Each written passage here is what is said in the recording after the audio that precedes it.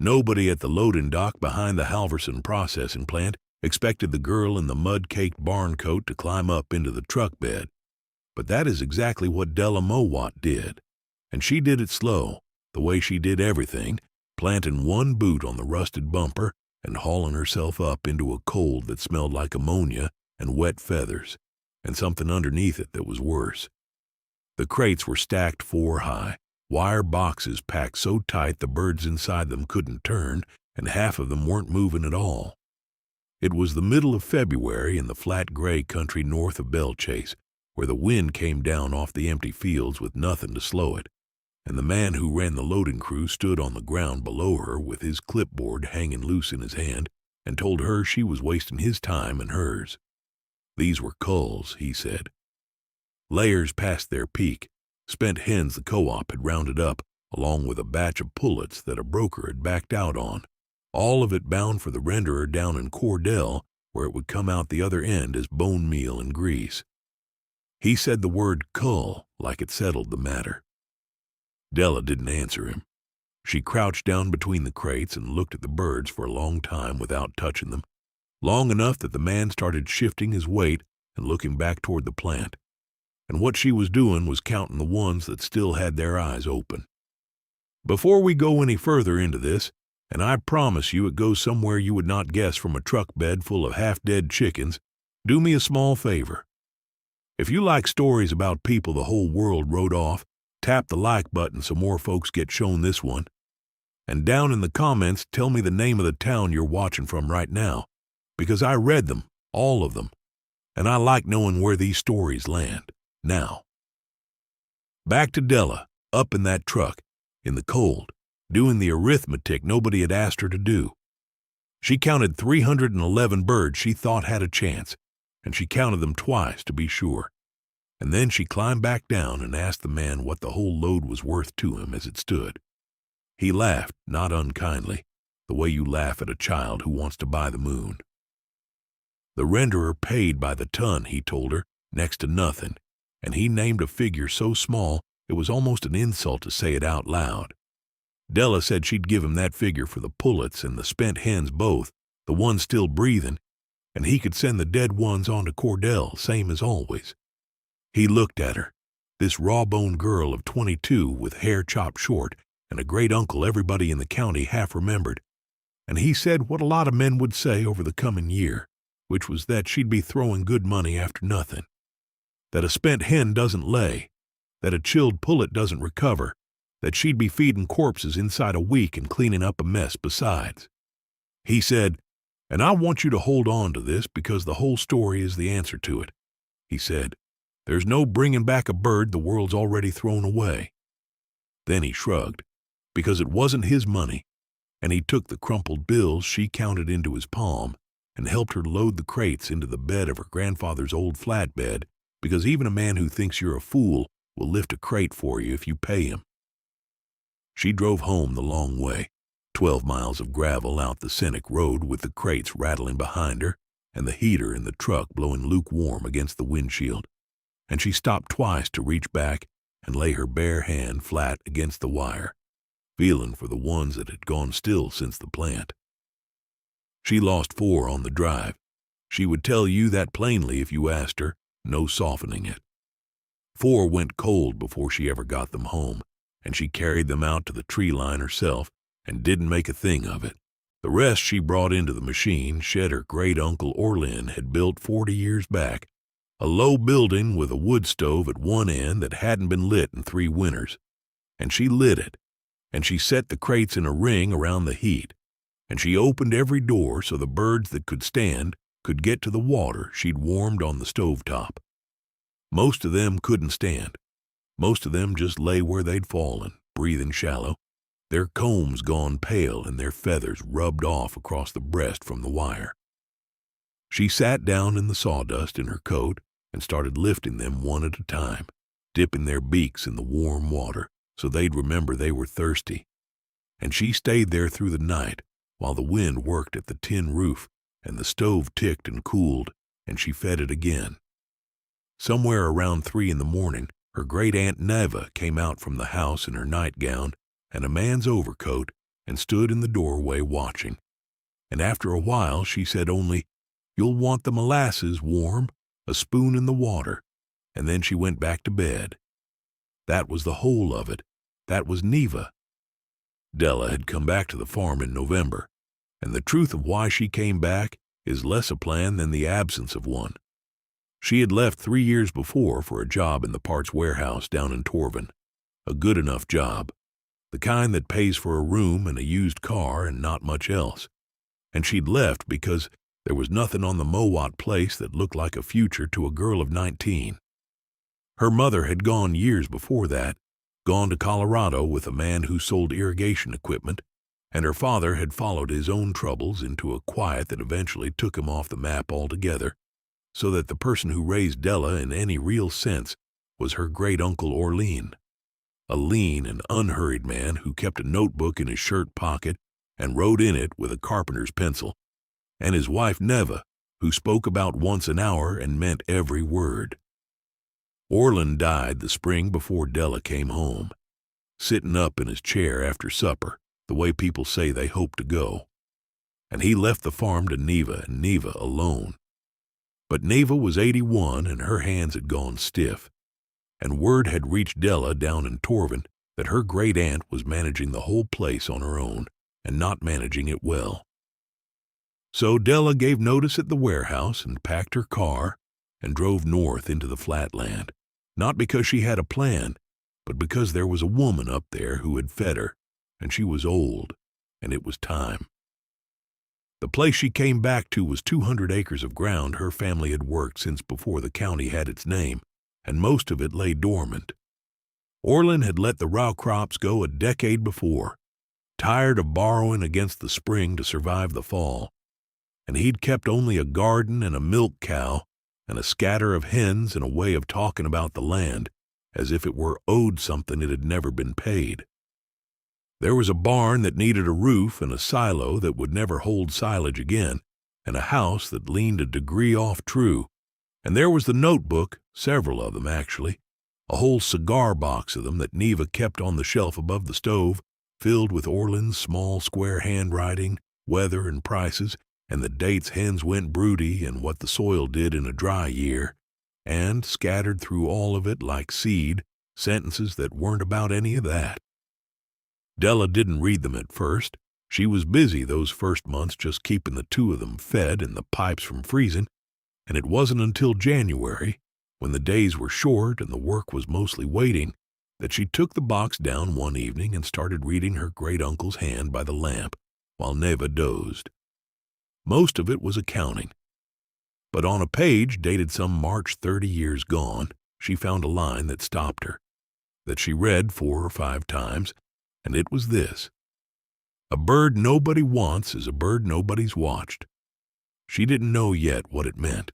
She wrote it on the inside cover of her own notebook, the one she'd started keeping the way he'd kept his, and 3 weeks later she stood in a truck bed at the Halverson plant, counting eyes, and she understood it a little better, and by spring she would understand it all the way down.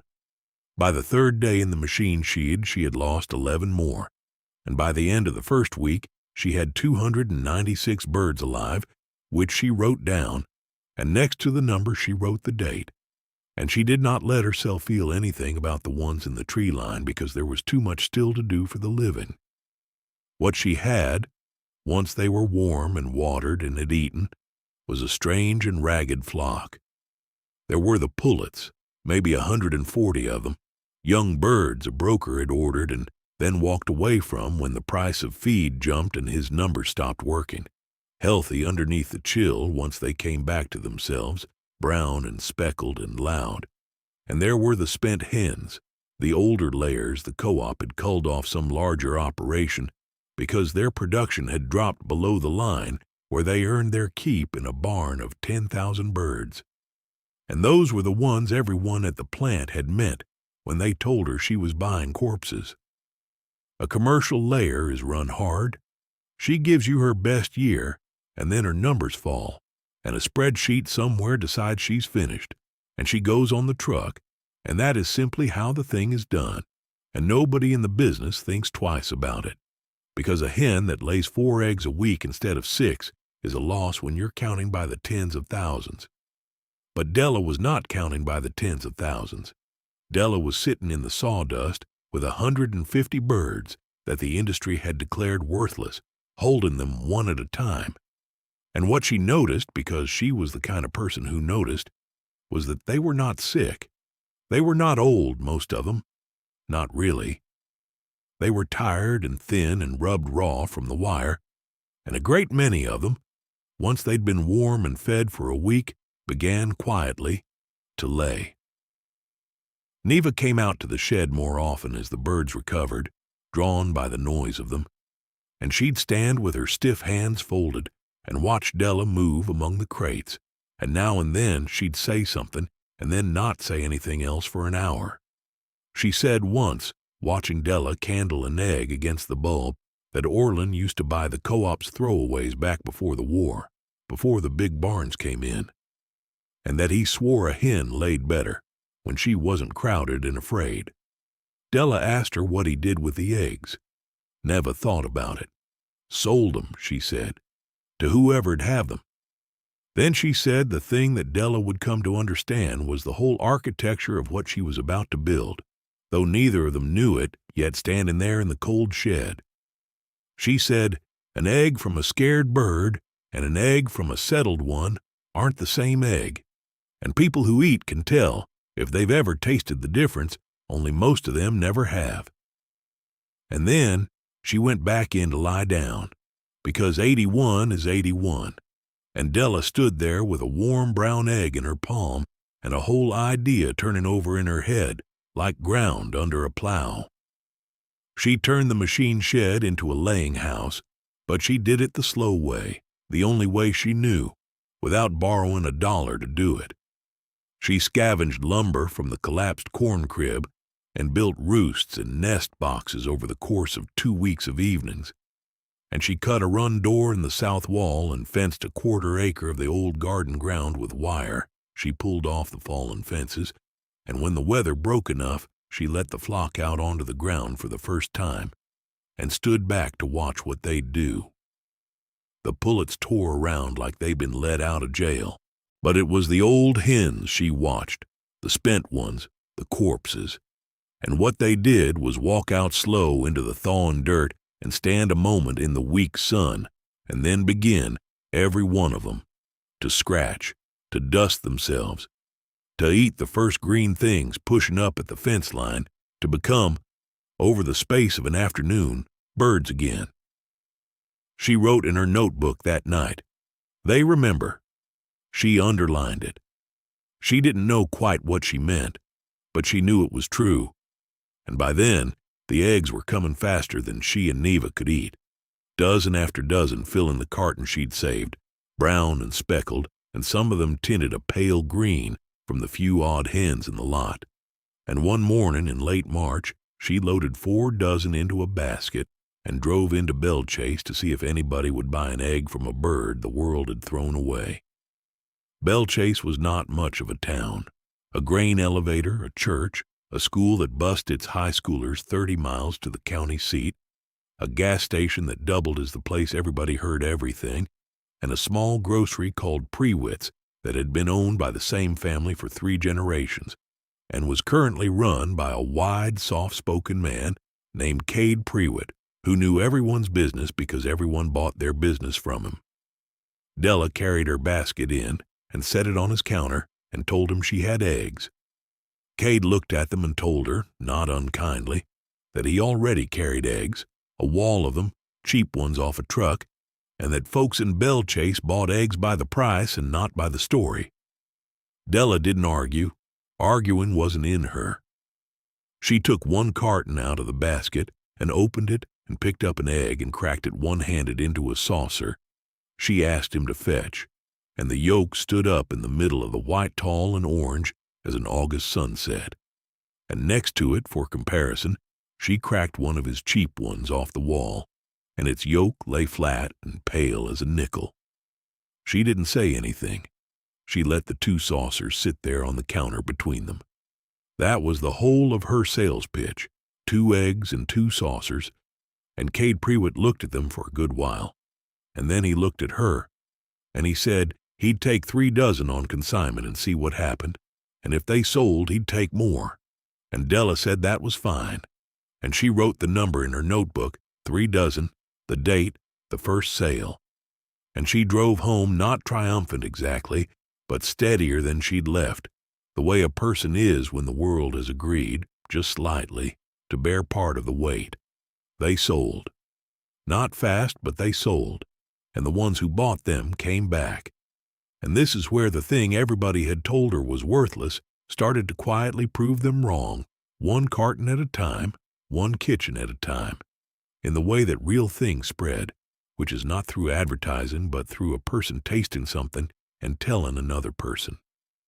A woman named Ruthette Sauer, who cooked for the Lutheran church suppers and was known to be particular, bought a dozen out of curiosity and came back the next week and bought 3, and told Cade she hadn't had an egg like that since she was a girl on her father's place.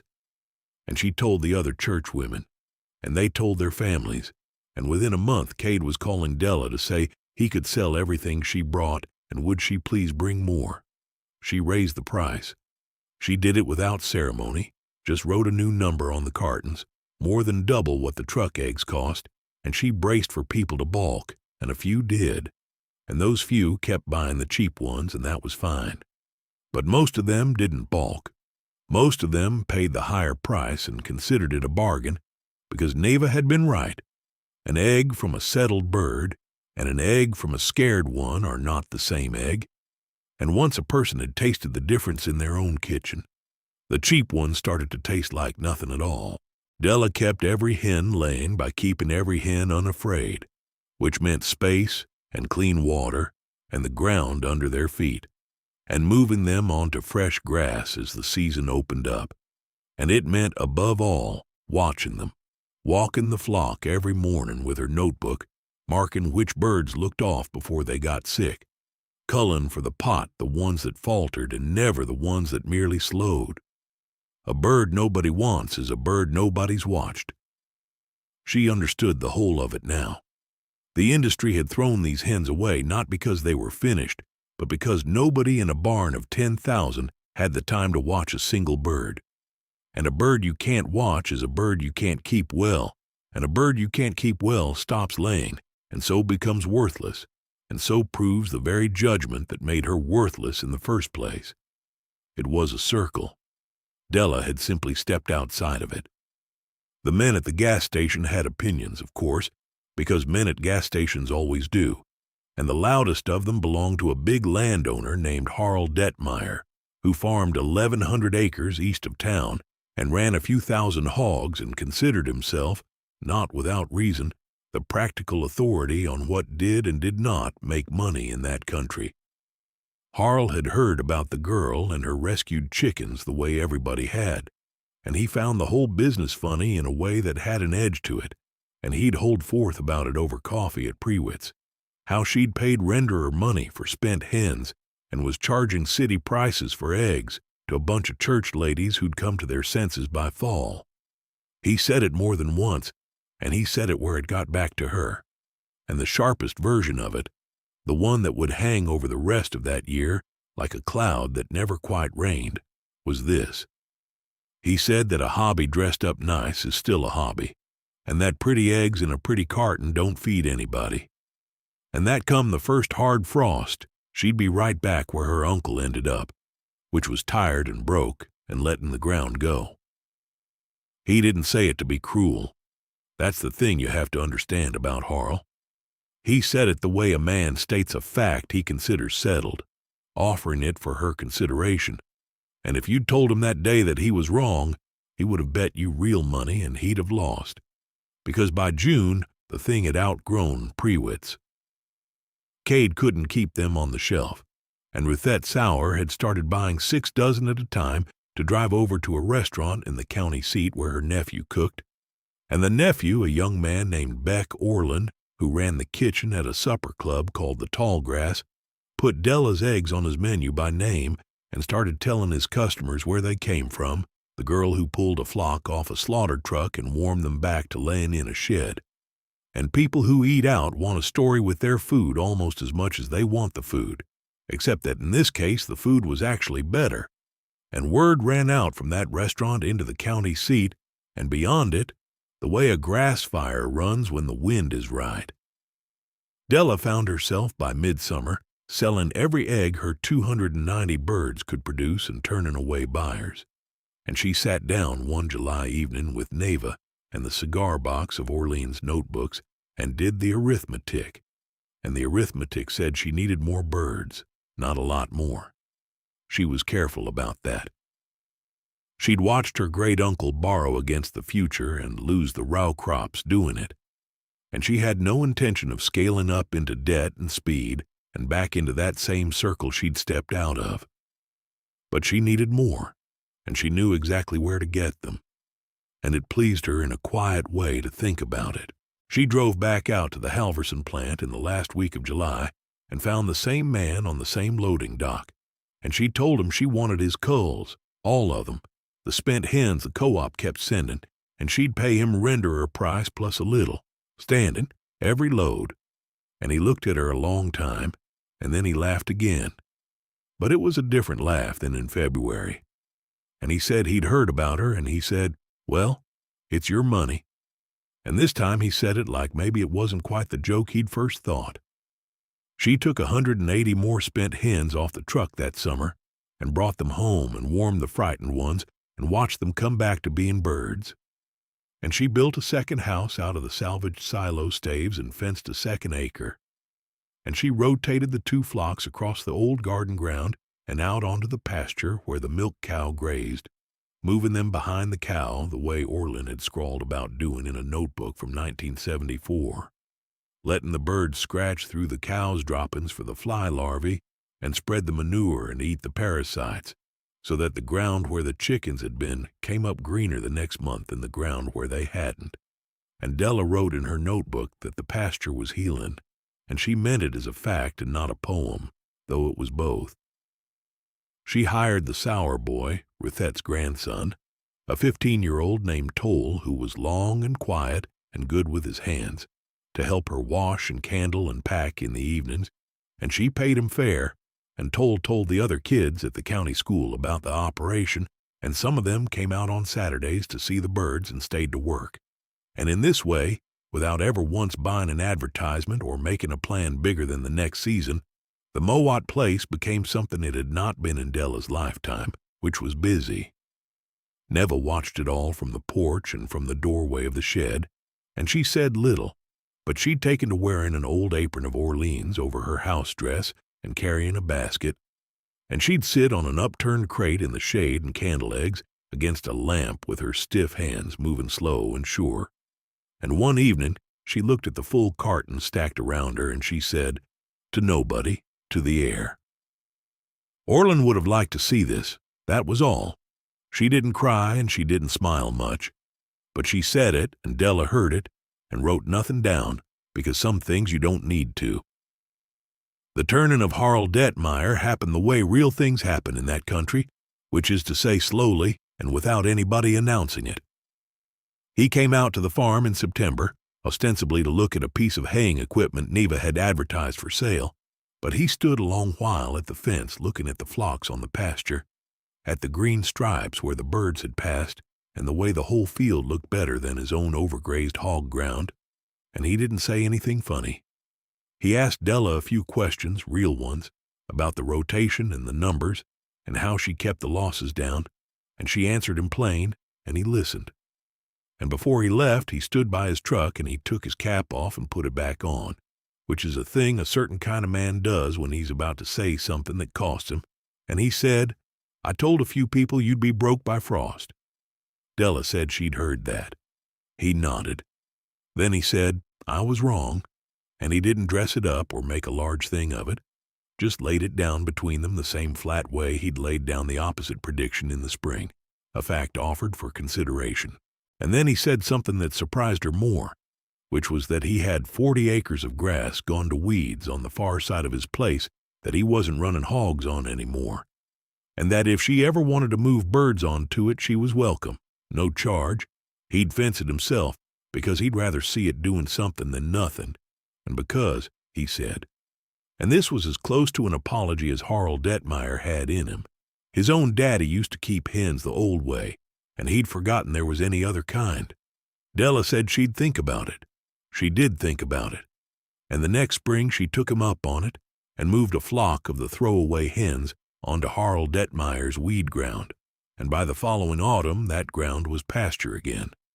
And Harl started keeping a few hundred birds himself, the old way, the culls, the corpses, the ones nobody wanted. And if you'd asked him, he'd have told you it was just good sense, and he'd have been right, and he'd never once have mentioned that he learned it from a girl he'd predicted into ruin. Neva made it through that winter, and most of the next spring, and then one morning in May, she didn't come out to candle eggs, and Della found her still in her bed with Orland's apron folded on the chair beside her the way she always left it. And she had gone in her sleep, 83 years old, quiet to the last, the way she'd been quiet all her life. Della buried her beside Orland in the little fenced plot at the top of the pasture rise where the family had been laid down for 4 generations. And she did not make a large production of it, because Neva would have hated that. But she stood a long while afterward at the fence looking down at the farm spread out below her, the 2 laying houses and the third one going up, the green striped pasture and the flocks moving across it, and Toll and 2 of the other kids down there washing eggs in the last of the light. And she thought about the cigar box of notebooks and the line she'd read by lamplight 2 winters before.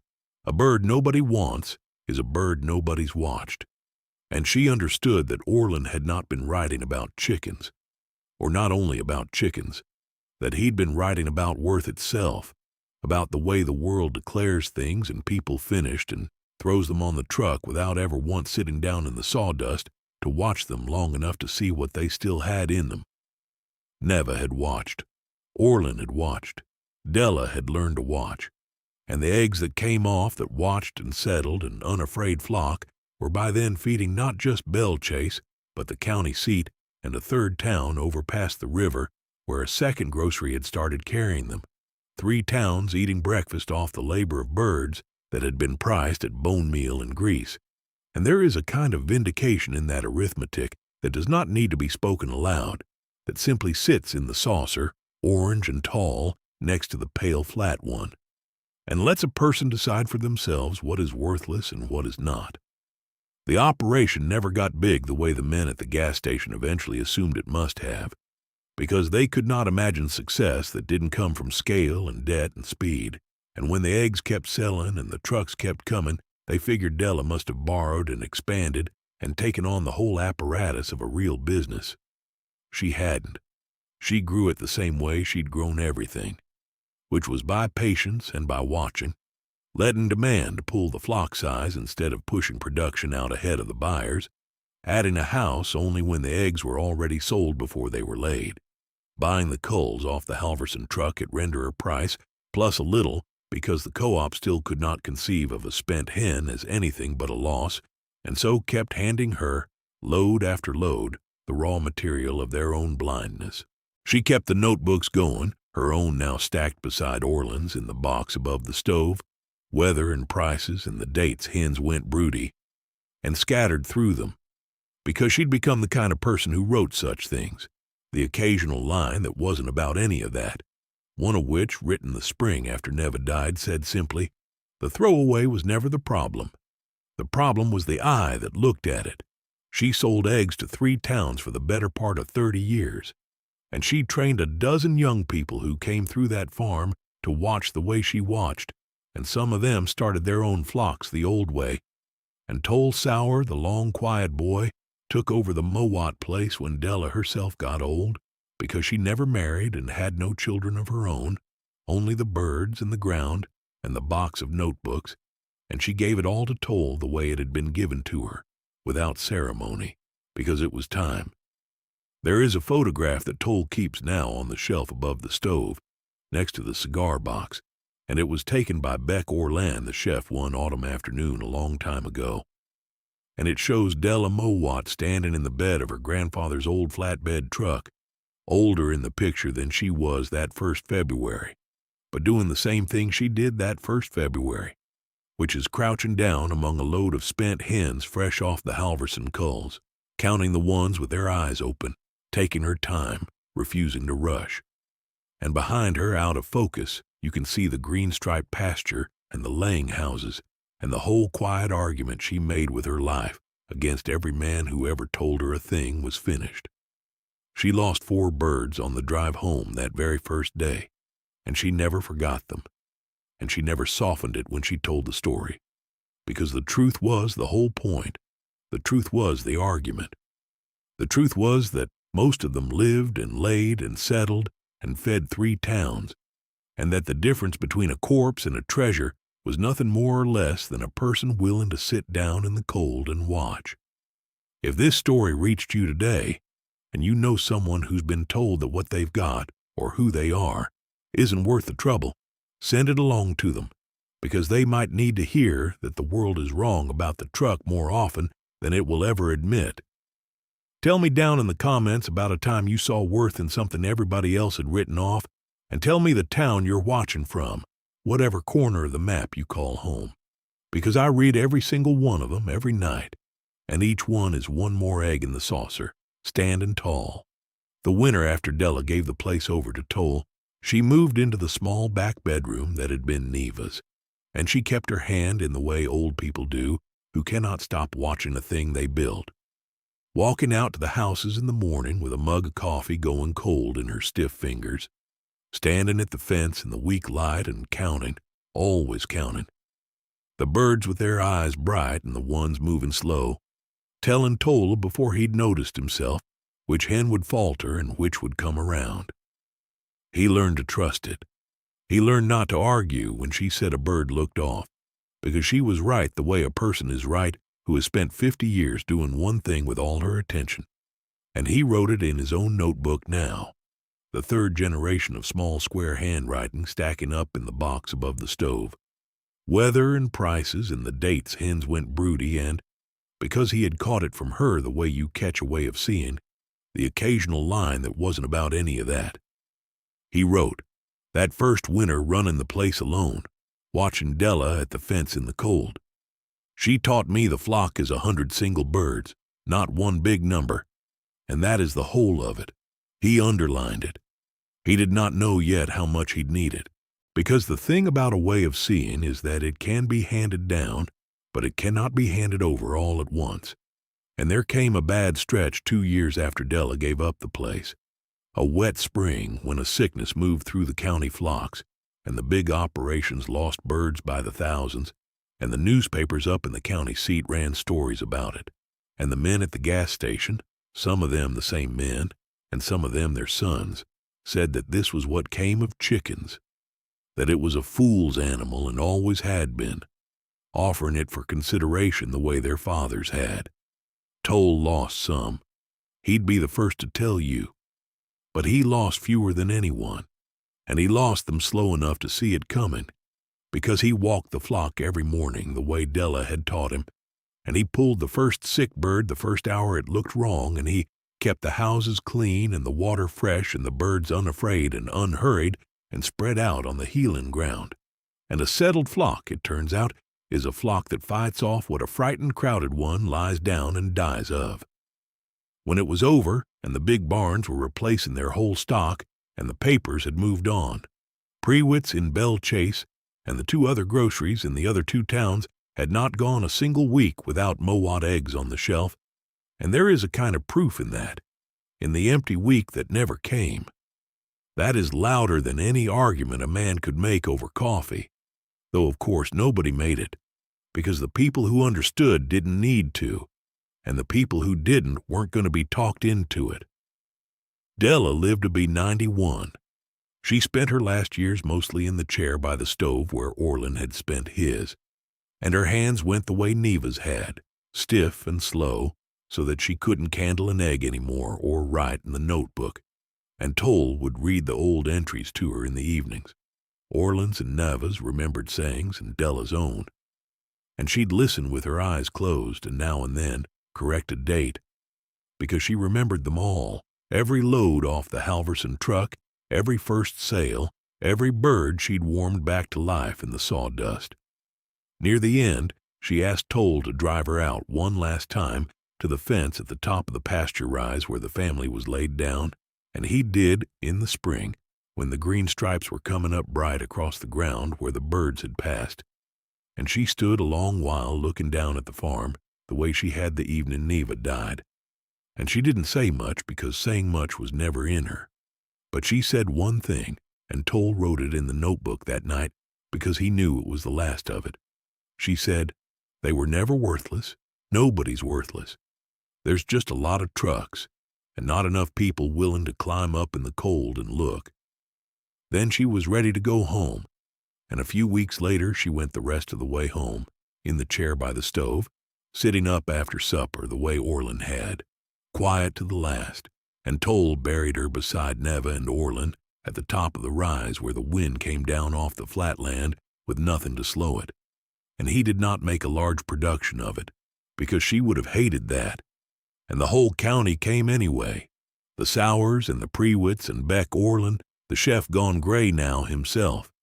And even the old Detmeyer place sent a granddaughter who kept a few hundred hens the old way and had never met Della, but had grown up hearing the story of the girl who was right about the truck. Toll runs it still, and it is not big, and it will never be big, because that was never the point, and everyone connected to it understands that now the way they understand the weather. The eggs still feed the 3 towns, and they cost more than the truck eggs, and the people who buy them consider it a bargain. And every so often somebody new moves into the county and stops at Prewitt's and balks at the price and buys the cheap ones, and then a month later comes back and buys the Mowat eggs and never buys the cheap ones again. And the whole quiet argument makes itself over from the start, one saucer at a time, the way it always has.